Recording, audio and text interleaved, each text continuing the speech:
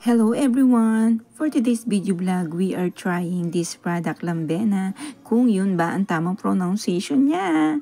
So eto nga, naka-plastic siya kanina at naka-shield yan.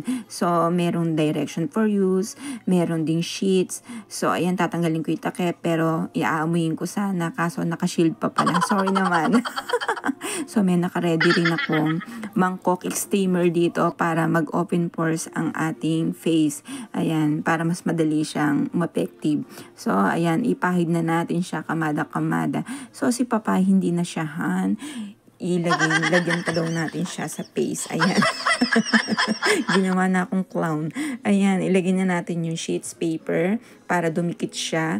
At after 20 minutes, tatanggalin ko na ang sheets. So, medyo, sa pisngi, medyo masakit siya ng konti pag tinanggal. Pero pag sa nose na, okay na. Ayan. So, may nakuha kaming mga blackheads. So, talagang effective naman talaga siya.